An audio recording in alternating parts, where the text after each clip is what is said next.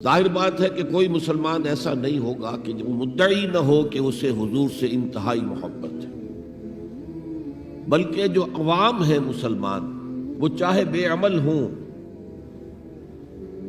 لیکن ان میں جو حمیت اور غیرت رسول کے لیے ہے صلی اللہ علیہ وسلم کہ ان کی حرمت پر کٹ مرنے کے لیے تیار رہتے ہیں، تو اس سے میں سمجھتا ہوں کہ کوئی شخص بھی محروم نہیں ہے۔ لیکن اس حب رسول کے تقاضے کیا ہیں، ان کو سمجھنے کی ضرورت ہے۔ کہیں ایسا نہ ہو کہ ہم تو اپنے تئیں یہ سمجھتے رہیں کہ ہم بہت عاشق رسول ہیں، محب رسول ہیں، لیکن آخرت میں جا کر قیامت کے دن ہم پر راز کھلے کہ نہیں، اللہ کو تو یہ شے قبول نہیں ہے، تمہارا دعویٰ رد ہے۔ اس ضمن میں سب سے پہلے آپ کے سامنے ایک فارمولہ رکھنا چاہتا ہوں۔ دیکھیے، اسلام کا تقاضا کیا ہے؟ اللہ کی اطاعت کرو اور اللہ کے رسول کی اطاعت کرو، یہ بنیاد ہے۔ حاکم مطلق اللہ ہے، شارع حقیقی اللہ ہے، اور اس کے نمائندے کی حیثیت اس کے رسول کو حاصل ہے صلی اللہ علیہ وسلم۔ اطیعوا اللہ و اطیعوا الرسول۔ اس سے جو انحراف کرے گا، میں نے ابھی آپ کے سامنے سورہ آل عمران کی 2 آیتیں پڑھی ہیں۔ قُلْ إِن كُنتُمْ تُحِبُّونَ اللَّهَ فَاتَّبِعُونِي يُحْبِبْكُمُ اللَّهُ۔ اے نبی، ان سے کہہ دیجئے اگر تم اللہ سے محبت کرتے ہو تو میرا اتباع کرو، میری پیروی کرو، اللہ تم سے محبت کرے گا۔ وَيَغْفِرْ لَكُمْ ذُنُوبَكُمْ، اور تمہاری خطائیں بھی بخش دے گا۔ وَاللَّهُ غَفُورٌ رَحِيمٌ، اور اللہ تو غفور بھی ہے، رحیم بھی ہے۔ قُلْ اطیعوا اللہ وَالرَّسُولَ، کہہ دو اطاعت کرو اللہ کی اور اللہ کے رسول کی۔ فَإِن تَوَلَّوْا، پھر اگر وہ اس سے روگردانی کریں، فَإِنَّ اللَّهَ لَا يُحِبُّ الْكَافِرِينَ، تو اللہ کو ایسے کافر پسند نہیں ہے۔ یعنی اطاعت رسول سے انکار، اللہ کی اطاعت سے انکار، گویا کہ انسان دائرہ اسلام سے خارج ہو گیا۔ کبھی کوئی خطا ہو جائے، غلطی ہو جائے، گناہ کا صدور ہو جائے، اور انسان فوراً توبہ کر لے، فوراً رجوع کرے، پشیمانی اسے ہو جائے، عزم مصمم کر لے دوبارہ میں نہیں کروں گا، تو اللہ بخش دے گا۔ انما التوبۃ علی اللہ للذین یعملون السوء بجہالۃ ثم یتوبون من قریب، سورہ نساء میں فرمایا اللہ کے ذمے ہے ان لوگوں کی توبہ قبول کرنا۔ انما التوبۃ علی اللہ، اللہ کے ذمے ہے۔ جو کہیں غلطی سے، جہالت میں، نادانی میں، جذبات سے مغلوب ہو کر کوئی غلط کام کر بیٹھتے ہیں، لیکن فوراً توبہ کرتے ہیں، اللہ کی جناب میں رجوع کرتے ہیں، فوری توبہ اگر ہو جائے تو فوراً اللہ تعالیٰ کی مغفرت جو ہے ڈھانپ دیتی ہے۔ لیکن اگر مستقل طور پر کسی ایک معصیت پر بھی ڈیرا ڈال دیا جائے، مثلا آج کی دنیا میں جو بہت بہت کامن شے ہے، سود جسے اللہ نے حرام قرار دیا، جس پر اللہ کی طرف سے اعلان جنگ ہے، فَأَذَنُوا بِحَرْبٍ مِّنَ اللَّهِ وَرَسُولِهِ، تو سن لو، الٹیمیٹم ہے اللہ اور اس کے رسول کی طرف سے۔ اسے اپنے کاروبار کا مستقل جز بنا لیا تو ایک غلطی، ایک گناہ بھی انسان کو ہمیشہ کے لیے جہنم میں ڈال سکتا ہے۔ بَلَا مَنْ كَسَبَ سَيِّئَةً وَأَحَاطَتْ بِهِ خَطِيئَتُهُ فَأُولَٰئِكَ أَصْحَابُ النَّارِ هُمْ فِيهَا خَالِدُونَ۔ کیوں نہیں؟ کسی نے جان بوجھ کر ایک بڑا گناہ کمایا، چھوٹے چھوٹے گناہ جو ہیں، گناہ صغیرہ، وہ تو خود بخود بھی دھلتے رہتے ہیں، اللہ کی رحمت سے صاف ہوتے رہتے ہیں۔ لیکن کسی نے کبیرہ گناہ کمایا، جان بوجھ کر کیا، اور پھر اس پر ڈیرے ڈال دیے، اور وہ گناہ اس کے گھر گھیرا کر بیٹھا، احاطت بہ خطیئتہ فاولئک اصحاب النار هم فیہا خالدون، تو وہ ہے جہنمی اور اس میں ہمیشہ رہنے والے۔ تو اطاعت اللہ کی، اطاعت رسول کی، یہ تو اسلام کا بنیادی مطالبہ ہے۔ اگر یہ بھی نہیں ہے تو پھر کچھ نہیں، اگر یہ نہیں تو بابا پھر سب کہانیاں۔ اب ذرا اس سے قدم اوپر اٹھیے، اطاعت کے ساتھ محبت۔ جب اللہ کی اطاعت کے ساتھ اللہ کی محبت جمع ہو جائے گی تو اس کا نام ہے عبادت۔ امام ابن تیمیہ رحمۃ اللہ علیہ کے جو شاگرد رشید ہیں، حافظ ابن قیم رحمۃ اللہ علیہ، انہوں نے عبادت کی ڈیفینیشن کی ہے۔ عبادت کیا ہے؟ العبادت تجمع اصلین، دو بنیادی چیزوں کو جمع کرنے سے عبادت وجود میں آتی ہے، غایت الحب وغایت الذل والخضوع، حد درجے کی اللہ کی محبت اور حد درجے میں اللہ کے سامنے گویا کہ پست ہو جانا، جھک جانا، بچھ جانا، انتہائی اطاعت، انتہائی محبت۔ انتہائی میں کیوں کہہ رہا ہوں؟ سورہ بقرہ کے 20ویں رکوع کی پہلی آیت ہے، والذین آمنوا اشد حبا للہ، اور جو لوگ صاحب ایمان ہوتے ہیں وہ شدید ترین ہوتے ہیں اللہ کی محبت میں۔ بعد میں یہ تو مثبت انداز ہے، منفی انداز میں جو آیت آئی ہے وہ بہت سخت وعید والی ہے، وہ میں بعد میں آپ کو سناؤں گا، تلاوت میں نے کی ہے۔ فارمولہ یہ ہے، اللہ کی اطاعت جمع شدید محبت برابر ہے عبادت کے، اور یہ عبادت جو ہے ہمارا مقصد تخلیق قرار دیا گیا۔ سورہ زاریات کی یہ آیت آپ میں حضرات کے علم میں ہوگی، وَمَا خَلَقْتُ الْجِنَّ وَالْإِنسَ إِلَّا لِيَعْبُدُونَ، میں نے جنوں اور انسانوں کو نہیں پیدا کیا مگر صرف اپنی عبادت کے لیے۔ یہ ہمارا مقصد تخلیق ہے۔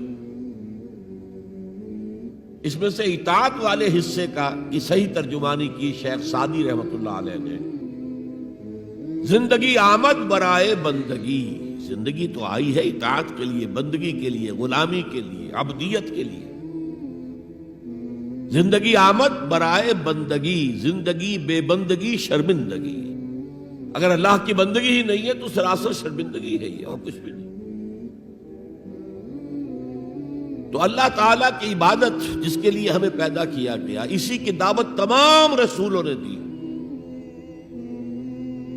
یا قوم اعبدوا اللہ ما لکم من الہ غیرہ، اے میری قوم کے لوگوں، اللہ کی عبادت کرو، تمہارا کوئی معبود اس کے سوا نہیں ہے۔ حضرت نوح کی دعوت بھی یہی تھی، حضرت ہود کی بھی یہی تھی، حضرت صالح کی بھی یہی تھی، حضرت شعیب کی بھی یہی تھی۔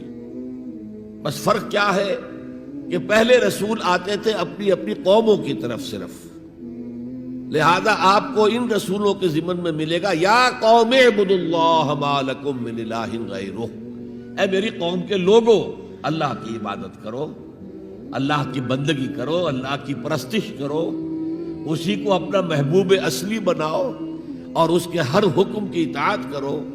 یا قوم اعبدوا اللہ ما لکم من الہ غیرہ۔ نبی اکرم صلی اللہ علیہ وسلم پر آ کر، کیونکہ آپ کی بعثت ہے پوری نوع انسانی کے لیے، تو اب یا قومے کا لفظ نہیں رہا، یا ایھا الناس، اے لوگو، اے بنی نوع انسان۔ یا ایھا الناس اعبدوا ربکم الذی خلقکم والذین من قبلکم لعلکم تتقون، اے لوگو عبادت کرو، بندگی کرو، پرستش کرو اپنے اس رب کی جس نے تمہیں بھی پیدا کیا اور جو تم سے پہلے تھے ان کو بھی پیدا کیا، تاکہ تم بچ سکو۔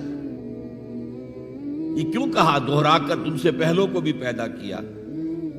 اس لیے کہ اکثر و بیشتر گمراہ لوگ، مشرکین کیا کہتے تھے اپنے رسولوں سے کہ ہم تو بس جی اپنے آباء و اجداد کے راستے پر چلیں گے، ما وجدنا علیہ آباءنا، جس طریقے پر، جس طرز عمل پر ہم نے اپنے آباء و اجداد کو پایا ہے ہم نے اسی پر چلنا ہے۔ تو واضح کر دیا تم بھی مخلوق ہو، وہ بھی مخلوق تھے، تم بھی انسان ہو، وہ بھی انسان تھے، تم سے بھی غلطی ہو سکتی ہے، ان سے بھی ہو سکتی تھی۔ لہذا یہ اصول نہیں ہے کہ جو بھی آباء و اجداد کی ریتیں ہیں، رسمیں ہیں، طریقے ہیں اور جو ان کے عقیدے ہیں انہی کو آپ لے کر چلیں، بلکہ آپ تو تلاش کریں صحیح عقیدہ کیا ہے، صحیح زندگی گزارنے کا کا طریقہ کیا ہے اس کو اختیار کریں. یا ایھا الناس اعبدوا ربکم الذی خلقکم والذین من قبلکم لعلکم تتقون، تاکہ تم بچ جاؤ جہنم کی آگ سے. یہ جو میں نے بتایا کہ اطاعت کلی، ہمہ تن، ہمہ وقت، ہمہ وجوہ، جزوی اطاعت نہیں، بس یہ ذرا نوٹ آف کاشن ہے. اگر ہم اللہ کا ایک حکم مانیں گے ایک نہیں مانیں گے، یہ جزوی اطاعت ہے، یہ اللہ کو قبول نہیں ہے. اللہ کی طرف سے تو یوں سمجھیے کہ پیکج ڈیل ہے، ٹیک اٹ اور لیو اٹ. لینا ہے تو پورا لو ورنہ دفع ہو جاؤ. اللہ کو تمہاری ضرورت نہیں ہے، تمہیں اللہ کی ضرورت ہے. یا ایھا الذین آمنوا ادخلوا فی السلم کافہ، اے ایمان والو اسلام میں داخل ہونا تو پورے کے پورے ہو، ادھورے نہیں. اور سورہ بقرہ کی آیت نمبر 85 کے اندر تو جو وعید آئی ہے، افتؤمنون ببعض الکتاب وتکفرون ببعض، کیا تم ہماری کتاب، ہماری شریعت کے کچھ حصے کو مانتے ہو اور کچھ کو رد کرتے ہو؟ فما جزاء من یفعل ذلک منکم، تو جو کوئی بھی تم میں سے یہ روش اختیار کریں گے ان کی کوئی سزا اس کے سوا نہیں ہے. کان کھول کر سنیے، ان کی کوئی سزا اس کے سوا نہیں ہے کہ دنیا میں ذلیل و خوار کر دیے جائیں اور قیامت کے دن یردون الی اشد العذاب، شدید ترین عذاب میں جھونک دیے جائیں. وما اللہ بغافل عما تعملون، اللہ غافل نہیں ہے، بے خبر نہیں ہے، لا علم نہیں ہے اس سے کہ جو تم کر رہے ہو. تم اپنی داڑھیوں کے طول سے اللہ کو دھوکہ نہیں دے سکتے. تم اپنے پاجاموں کو ٹخنوں سے اوپر رکھے اللہ کو دھوکہ نہیں دے سکتے کہ تم بہت متبع رسول ہو. تم اپنے عمروں اور حجوں سے اللہ کو دھوکہ نہیں دے سکتے. اللہ کو معلوم ہے کہ حرام کی کمائی سے حج کیا ہے تم نے، حرام کی کمائی سے عمرہ کیا ہے. تو یہ جو جزوی اطاعت ہے کوئی اطاعت نہیں، اللہ کو قبول نہیں. آدمی سوچتا ہے کہ چلیے میں نے یہ کام اچھے کیے، یہ برے کیے، مجھے اچھے کاموں کا کچھ کریڈٹ بھی تو ملنا چاہیے نا. لیکن نہیں، اللہ کہتا ہے جزوی اطاعت منہ پر دے ماری جائے گی. اور جو دنیا کی سزا ہے وہ تو ہم اپنی آنکھوں سے دیکھ رہے ہیں. 130، 140 یا 150 کروڑ مسلمان دنیا میں ہیں. ذرا اندازہ کیجیے. لیکن ہماری رائے کی کوئی اہمیت ہے؟ بین الاقوامی معاملات میں کوئی ہم سے مشورہ لیتا ہے کیا؟ آپ کا کیا خیال ہے؟ کس نمی پرست کے بھیا کیستی، ایسے بھی ملک تھے کہنا چاہیے، اب تو ان کا حال پتلا ہے. دولت کے انبار تھے ان کے پاس، لیکن ان کا مذاق اڑتا تھا مغربی ممالک. وہ چاہے سعودی بادشاہ ہو اور چاہے وہ UAE کے امیر ہوں، مذاق ہی اڑتا تھا. کوئی حیثیت نہیں. حالانکہ کتنا بڑا رقبہ ہے انڈونیشیا کے آخری جزیروں سے لے کر موریتانیہ تک، سالڈ اسلامی آبادی، مسلمان آبادی. آپ کہیں گے کہ یہ بھارت جو ہے اس میں تو اکثریت تو نہیں ہے، لیکن 15 کروڑ یا 18 کروڑ تو آدمی یہاں موجود ہیں. لیکن کوئی عزت، کوئی حیثیت دنیاوی بین الاقوامی سطح پر. بہرحال یہاں بھی ہیں لوگ، کھاتے پیتے لوگ ہیں، ان کی اپنی کچھ عزت ہے اپنے معاشرے کے اندر. لیکن بحیثیت امت، بحیثیت قوم کیا حیثیت ہماری؟ تو الا خزی فی الحیات دنیا، وہ تو ہماری نگاہوں کے سامنے موجود ہے. اب قیامت کے دن کے بارے میں جو دھمکی اللہ نے دی ہے، وَيَوْمَ الْقِيَامَةِ يُرَدُّونَ إِلَىٰ أَشَدِّ الْعَذَابِ، قیامت کے دن شدید ترین عذاب میں جھونک دوں گا. اس پر اللہ سے معافی طلب کی جا سکتی ہے، دعا ہی کی جا سکتی ہے، اللہ ہم پر رحم فرمائیے. یہ میں نے آپ کے سامنے رکھا ہے فارمولہ، اللہ کی اطاعت جمع اللہ کی محبت. they go to make عبادت. یہی دو الفاظ آتے ہیں اللہ کے رسول کے لیے بھی صلی اللہ علیہ وسلم. اللہ کے رسول کی اطاعت یہ تو اسلام کا بنیادی تقاضا ہے. اطیعوا اللہ واطیعوا الرسول فإن تولوا فإن اللہ لا يحب الکافرین. اطاعت کرو اللہ کی، اطاعت کرو رسول کی. پھر اگر یہ منہ موڑ لیں تو اللہ کو ایسے کافر بالکل پسند نہیں، تو کفر کا فتویٰ ہو رہا ہے۔ لیکن اللہ کے رسول کی اطاعت کے ساتھ محبت کو جمع کیجئے۔ میں نے ابھی آپ کو حدیث سنائی ہے، حضور نے فرمایا لا یؤمن احدکم حتی اکون احب الیہ من والدہ وولدہ والناس اجمعین۔